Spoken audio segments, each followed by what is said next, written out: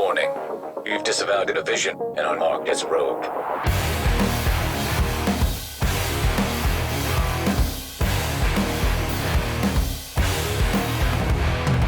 He got Alex!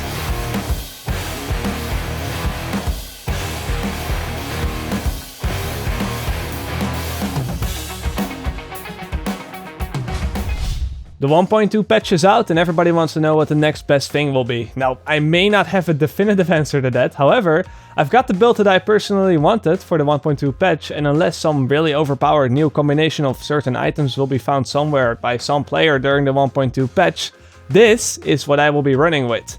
The core of this build is to be an extremely tanky player that will be able to walk in between enemies without dying and pretty much take their aggro to give the more damage-orientated players in the squad some more breathing room. Aside from that, because of the help of the Tactician's Authority 4-piece, I will still have the amount of skill power needed to cap out on almost every skill in the game, so I can do a lot of other things that maybe some other tank cannot do. To give you an indication of just how tanky I am, this player with over 3000 firearms will be shooting a critical hit M44 explosive round at my head while a pulse is active. Pretty much a worst case scenario, and you will notice that the bullet drops me down to just below half of my HP. In normal conditions where players aren't getting critical hits or maybe aren't using the pulse, I can survive 3 or 4 of those without dying, which is pretty insane considering how most people would die to just 1 or 2 of those on the body. Now, you might have to question, why are you running Tacticians? Aren't you running the Striker Sentry Savage Glove set that, everybody's running with? Isn't that better? But to be honest with you, I don't think that is the case at all. Not for my build at least, because I actually believe that a good 4-piece Tactician set is the most powerful set in the game right now if you're playing in a squad. That is simply because of the fact that you will always have 100% uptime of this. The talent says that for every 60k damage that your group deals, you get 1% extra skill power. But in the higher Dark Zone brackets and in the late game, everybody deals so much damage that this literally gets to 100% after just killing 3 or 4 of those level 34 NPCs. And that in return also means that you of course only need around 25 to 30k skill power to max out on every single skill in the game. Thus, you can build your character to have that 25,000 skill power and put the rest of your attributes elsewhere. I put them into my toughness. But before I will show you what you can do with this build and how you should use it, I think it is a good idea to go over each item that I have and show you the stats and whatnot, because at the end of the day, I guess that's where everybody's here, right? You want to know what kind of items and what kind of stats I have.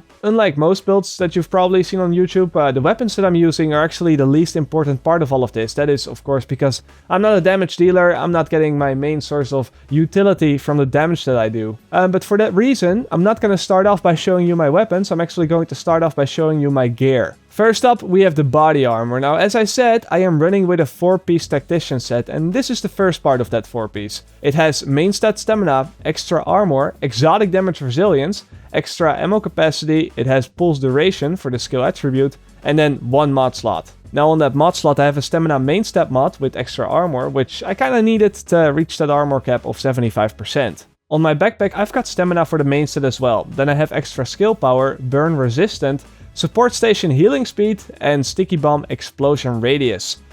This also has a mod slot where I have equipped a stamina mod with extra skill power. The gloves have yet again stamina, but they also have assault rifle damage, critical hit chance, critical hit damage, and pulse critical hit damage. Nothing too special here. But then the holster is a holster with all 3 main stats that also happens to have armor and extra smart cover duration. So that one, that's pretty good. Now those 4 items make up my Tactician set, but then I also run with 2 final measure pieces for the additional 50% exotic damage resilience. The mask has been rolled for firearms, which is something that I'm still looking to change, but we'll get into that later. But it also has skill power, scavenging, and first aid ally heal. I filled up the mod slot with yet another stamina mod and extra armor, to get the cap. And then finally, the knee pads have been rolled for stamina. They have critical hit damage, extra armor, shock resistance, disorient resistance, increased skill experience, and even more of that pulse critical hit damage. Now, there's one thing that I want to note about this build, and that is that whenever I'm restocking, I quickly swap these 2 final measure pieces out for a Lone Star mask and Lone Star knee pads. I do this so that I can benefit from the extra ammo, and then once I have the ammo, I can just swap them back for final measure. I do not actually use the Lone Star outside in the Dark Zone. Now, as I said earlier in the video, the weapons that I'm using aren't really that special, and I'm still kinda looking to replace those.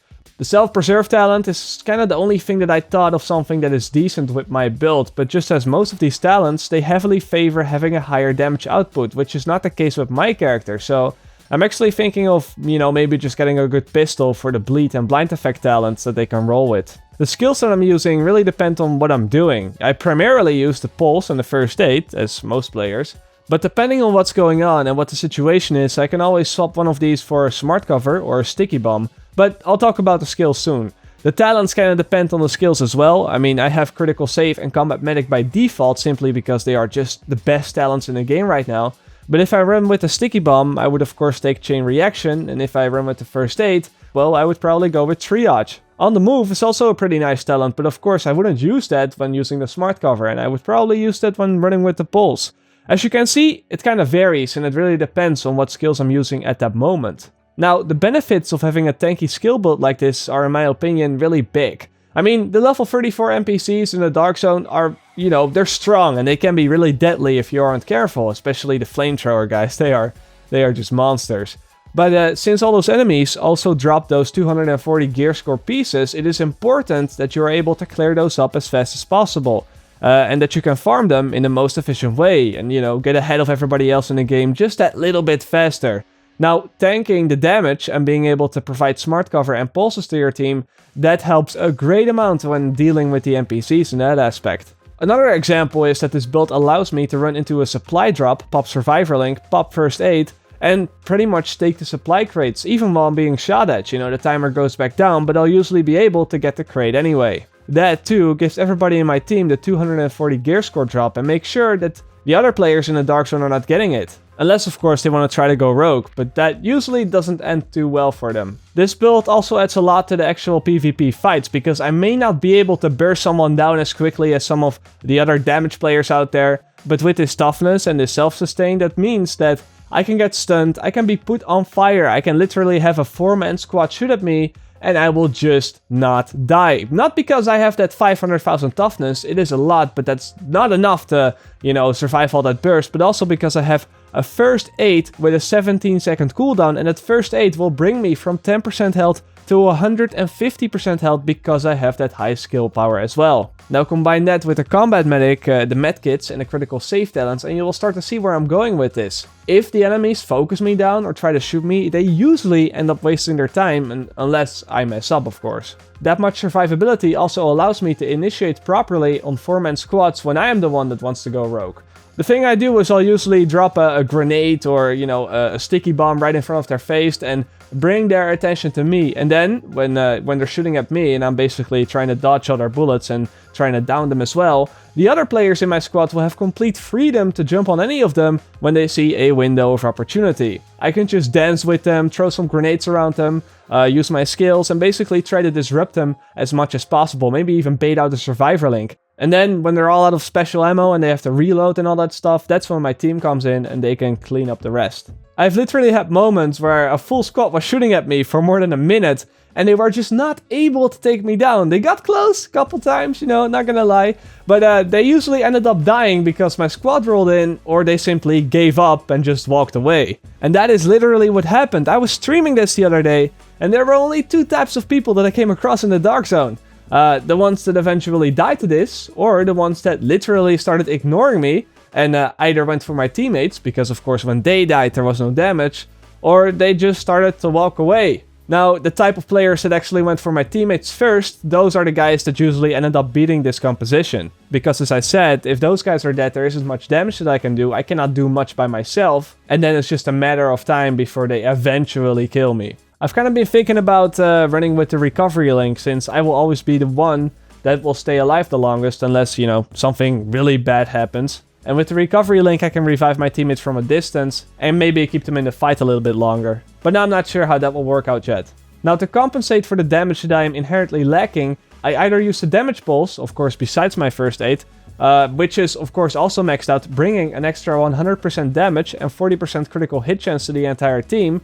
Or, if I notice that a lot of those people are running with the conceal, then I have the option to run with a maxed out sticky bomb for some reliable area of effect burst damage and of course the bleed debuff so that they cannot run anymore. As I said earlier in this video, I can swap out any of these skills and go with any other skill if the situation asks for it. But Smart Cover is currently bugged because it gets destroyed if anyone around uses a medkit with the talent Combat Medic on, so I can't really use that reliably. And the other skills, besides Smart Cover, Pulse, First Aid and Sticky Bomb, they feel really clunky or a little bit underwhelming in what they offer at a higher skill power. Yeah, shock turrets may be nice, but they work just as fine with a low skill power build, so I don't think it should be me who uses that. I do feel like I'm missing some proper crowd control options though. I currently still am experimenting around with different things such as bleed and blind on pistols and stuff like that, but at the end of the day I still feel like that fire bullets are way better than anything else in this game when it comes down to crowd control, and that's kind of a shame because the thing is everybody can proc that, and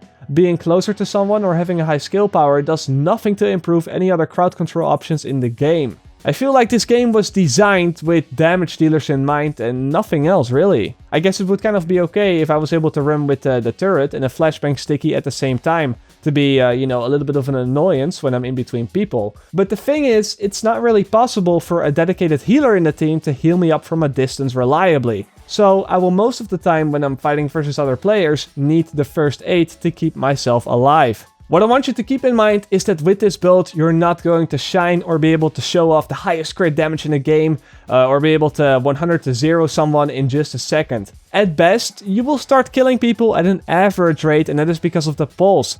But I feel like that this build brings so much survivability, buffs, and utility to the table that I'm willing to sacrifice the extra damage. And remember guys, this build is also not particularly the best build for solo players. It is not a all-around balanced build, so to speak. But at the end of the day, this is an RPG game, and thus we're supposed to play different roles to excel in one thing or another. Besides that, I also play in the Dark Zone a lot, and the 200 plus gear score bracket is really not that doable for the solo player, so I'll be playing in a squad most of the time regardless. This build is what I will be running with and what I will be perfecting over time as long as the 1.2 patch is here. And I reckon you give it a try as well before dismissing it because of the low damage. As always, if you have any questions, make sure to let me know in the comment section down below, and I will see you all later. Or like they say in the Netherlands, zie je later!